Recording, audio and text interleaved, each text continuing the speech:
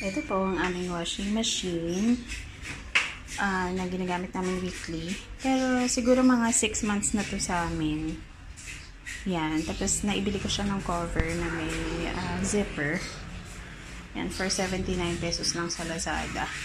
Very useful siya kasi maalikabok dito sa amin. So, less paglilinis din.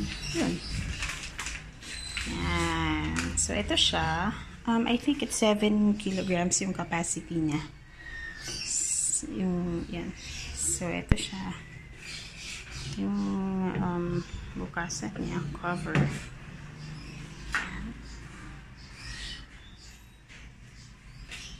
Nabili ko lang siya for about 10,000 siguro. 10,000 pesos. Ito yung cheapest na nakita namin sa Abenson. Sa Abenson namin siya nabili sa Festival Mall. So, this is the cheapest na nakita namin. And, yun. And, considering na Sharp naman siya, kilalang brand na rin. So, yan. Tinry na din namin. And so far, parang siguro mga 6 months na rin to. Never pa naman siya nasira or naghang or sobrang okay na okay siya na gamitan. Yan. So, papakita ko sa inyo kung anong meron dito. So, merong power on, off, start, pause, tapos, yung course niya, ito lahat. So, normal, jean, speedy, delicate, baby care, and tab clean. Kasi yan, lalabas kung minutes, hours. Hindi ko alam kung ano yun. Air dry, spin, rinse, wash, water level. Yan. Tapos, yan. So, meron ding soak. Kung gusto nyo ibabad muna bago siya mag-wash, rinse, and spin. Yan. Yan. So, ito siya. Tapos, pag in-open mo, yan. So, ito yung parang kanyang filter. Pag gusto mo siyang linisin, ay may lumabas na dumi. Yan.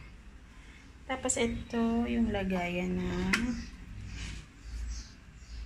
yan. So may fabric softener, may powder na detergent dito, liquid detergent plus bleach kung dyan may gusto mo siyang ilagay. Yan.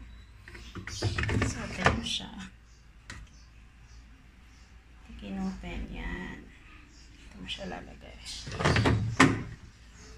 Yan. So, mag-start na tayo. So, maglalagay na lang muna ako ng clothes. Actually, kahit ano naman nang gawin nyo. Kung ano man ang unahin nyo, gusto mo lagyan ng damit, or sabon muna, or water muna. Yan. Nasa sa inyo naman yun.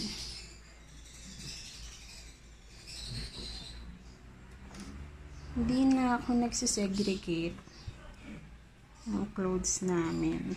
Yung basta hindi kumukupas. Yun. Okay naman. Okay naman siya. Hindi ko na siya sinisegregate.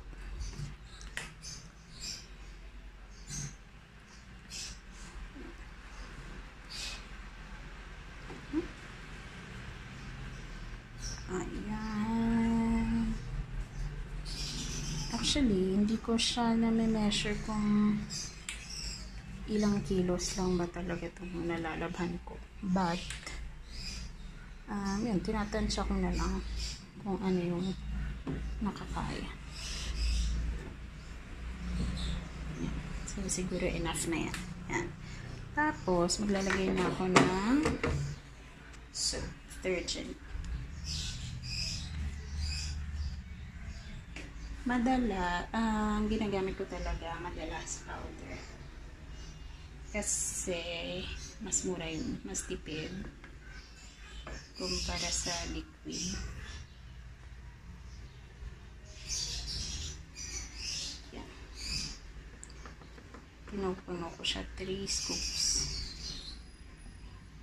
Yan. Tapos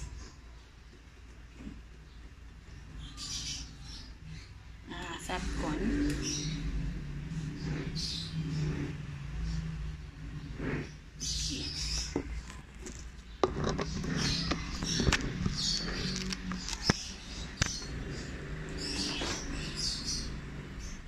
close lang natin siya, yung lid.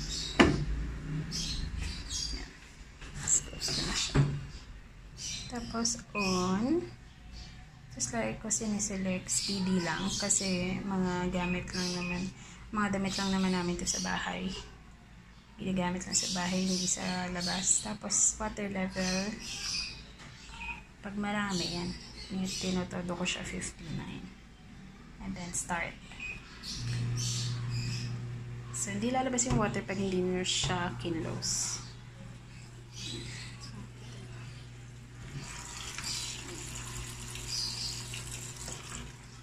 Tapos lalabas na siya dito kung ilang minutes bago siya matapos. Yan.